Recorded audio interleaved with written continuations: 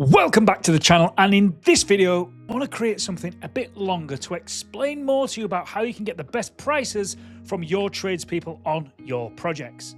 I'm going to share with you why looking at price alone to assess how good a service and finish you're going to receive from that trades contractor does not work. I'm also going to quash the buy cheap, buy twice narrative, and lastly explain using logic, data and maths how to actually manage a budget on a project instead of trying to beast your contractors down on their price. I can assure you right now that the quickest way to ruin a job is to fall out over money. And what I mean by that is for the client to have an unachievable expectation in terms of the deliverables from the budget that they have, and for the contractor to not be managing those expectations effectively and just moaning or getting angry about it. If you're honest with yourself, whether you're a contractor or a client, we all want value for money, every single one of us, and we all love something for nothing.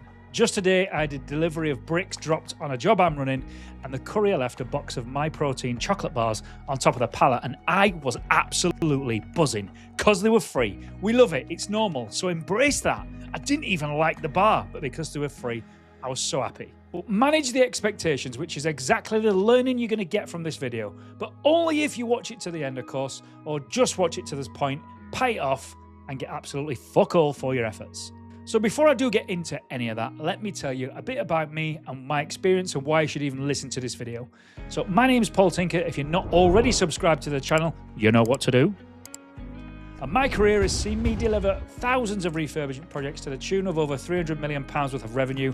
And now I run the Construction Training Academy, training and mentoring trades businesses that want to get off the tools, increase profits, and get some structure and stability to their business. During my career, I've been in thousands of negotiation situations, priced up millions of pounds worth of work, so I'm well versed in how to get the best results from these situations in order to create a win for the contractor and a win for the client. So I said I would share 3 things with you in this video. The first thing is number 1, and that is why looking at price to assess how good a service and finish you'll receive from a trades business does not work. Number 2, I'm going to squash the buy cheap, buy twice narrative that trades run so often. And last but not least, but arguably the most important, is the third thing, how to actually manage a budget on a project instead of trying to beast your contractors down on their price. And I'm going to do this with some real world analogies to make my points hit home as hard as what I possibly can.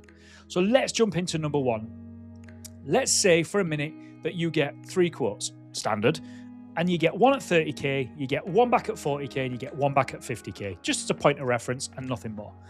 I've seen people get advice to pick the one in the middle.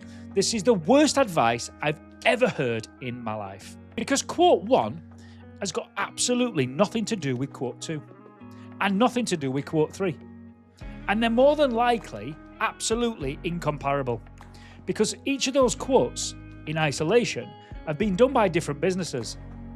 Those different businesses have got different operating costs, and they've also interpreted the works package in 3 different ways.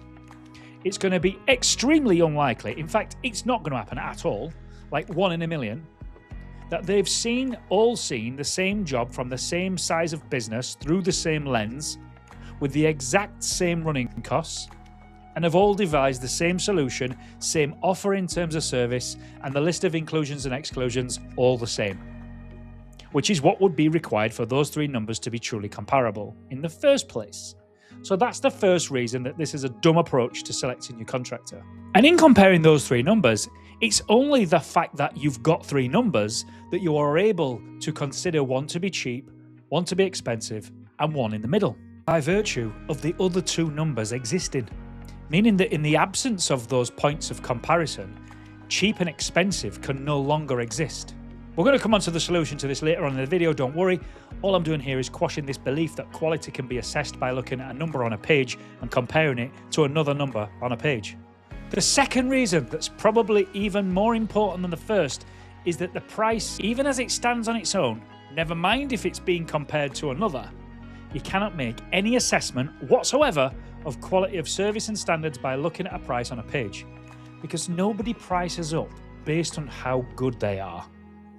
They price up projects based on how good they think they are, and they are not the same thing. How good they think they are is a measure of their confidence and their self-worth rather than the actual facts of skills. which does lead me nicely into my point, which is the second point on this video, which I said I would share. Buy cheap, buy twice is bollocks. This gets repeated by the trades almost like it's a religious belief. I see it everywhere. I see it in Facebook groups. I see people commenting it on clients' posts when they've had a bad builder in. I see it at events that I'm running.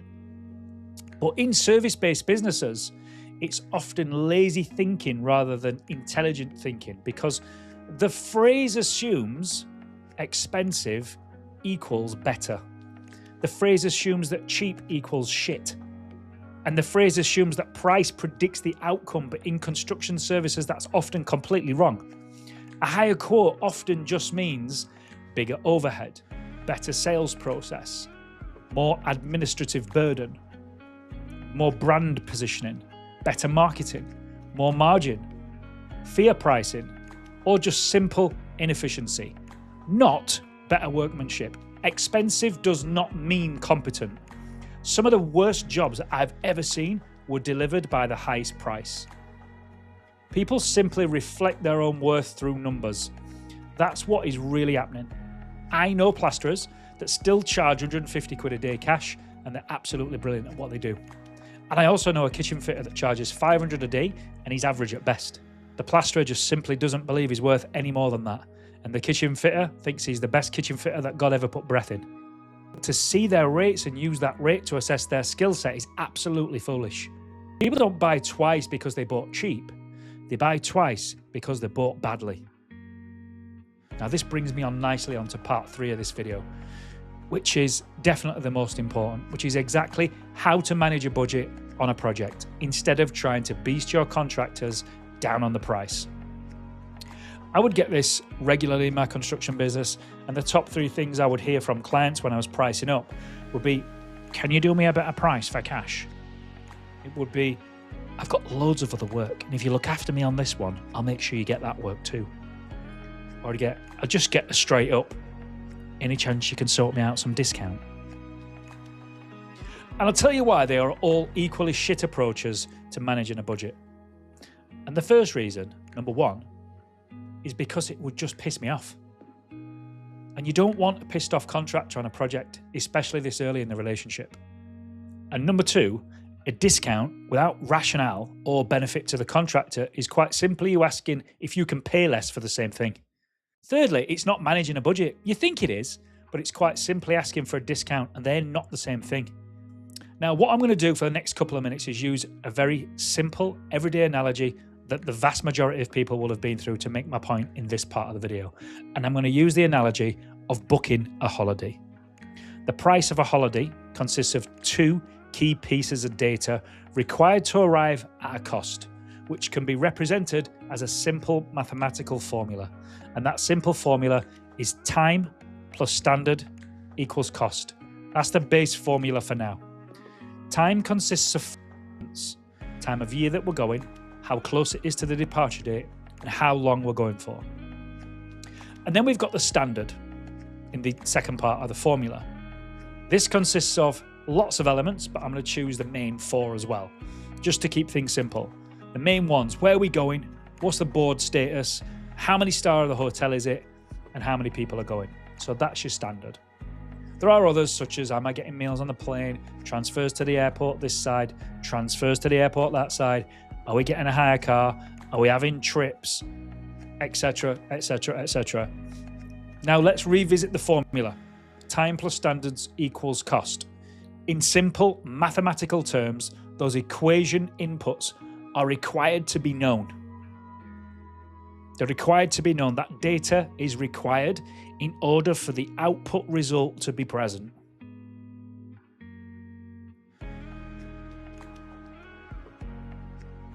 Now, for those non-mathematicians watching this, you need to understand what that equal signs means. That means balance. What's on the left must be equal to what's on the right. You can't reduce or increase one side of any equation without affecting the other half. Now, if you ask for 2 weeks in Cyprus in July to leave in 2 weeks' time, that's your time equation. It's your time element to the input equation. Now we got to look at the standards. We're going to say what they're going to stay at the 5-star Alexander the Great Hotel in Paphos, all inclusive for a family of 4. So now we've got our standard elements of the equation defined in that equation as well. So now we need the result, which is the outcome. So we've got our time, we've got our standard. They now need to equal the outcome, which is now simple mathematics based on a variable schedule of rates depending on the service provider. So you could use TUI, Jet2, Holidays, a one-man band agency, or you could do it yourself. And each provider is going to have a different result. So for the purposes of this example, so we've got some frame and point of reference, we're going to pick TUI. So TUI came in and they priced that holiday to Cyprus at 3K all in. You sit there, you hear that 3K and you think it's too high. So you've now got a choice. You can go to the other providers and get 3 other quotes, or you can manage the budget with TUI. Not ask for a discount. You wouldn't dream of doing that with TUI. You wouldn't just go, can I have a discount, TUI? I'll come with you next year. You wouldn't do that. Managing the budget means this. To reduce the cost, the output side of that equation, guess what you've got to do? You've got to look at the input side of the equation, and you've got to reduce one or more of the input variables in order to reflect that reduction in the cost on the other side of the equation. Maybe go at a different time of the year. Maybe reduce the quality of the hotel. Maybe we leave one of the kids at home. Maybe you go full board instead of all-inclusive. And in doing so, you reduce the time or you reduce the standard, you by default reduce the cost. Because when you reduce the input data, you reduce the output data by default. Reducing the time, reduce the price. Reduce the standard, reduce the price. What doesn't work is just reducing the price and expecting the time and standard to remain the same. I'm sure you get that when I'm talking about a holiday. It is really simple. It does almost sound a little bit obvious, but in construction, people generally want to battle with maths equations and logic, and it's not the right thing to be doing. We all have budgets, I get that, but what you absolutely cannot do in this industry is to just reduce the number, i.e. the cost on the output side of that equation, without affecting the input side of the equation negatively. So the best way to manage the budget is to manage the input side of the equation proactively. Sit down with a contractor and you're going to say this exactly. Thanks for the quote. It is over my budget, but I'm not the type of bloke / woman to just ask for a straight up discount. But I do need to reduce this for it to work for both of us. So of that works package that we've specified here, which bits can we reduce to bring down that cost? Which bits can we leave out to bring down that cost? Which bits can we change or reduce the quality of to bring down that cost?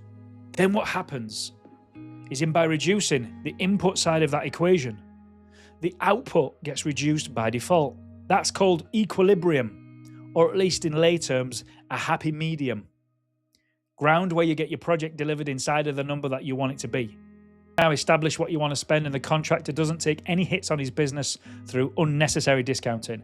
That's how it's done to get you both the results that you're looking for. And look, I genuinely hope that this video was useful for you to hear. And if it was, you might want to know more about how I can support you in developing your trades business even further. If that's getting off the tools, if that's growing your business, if that's bringing some structure to your business, or just even be working on the bigger sites like the one that this video may have made you picture. And I am just a message away. We deliver this support through free events, through 12-month mentoring programs, both in person and online. And I also run overseas retreats on the beautiful island of Cyprus. Yes, in Paphos, very close to the Alexander the Great Hotel. If you did want to get a discussion on any of this help on offer, you can contact me directly at info@constructiontrainingacademy.com. Tell me on an email how I can help you. And if you're not just ready for that just yet, and you're still in discovery mode, still checking me out, that's absolutely fine as well. Just make sure you subscribe to this channel so that you don't miss out on any future video trainings that I'll be dropping here really, really soon. Thank you so much, and I'll see you soon.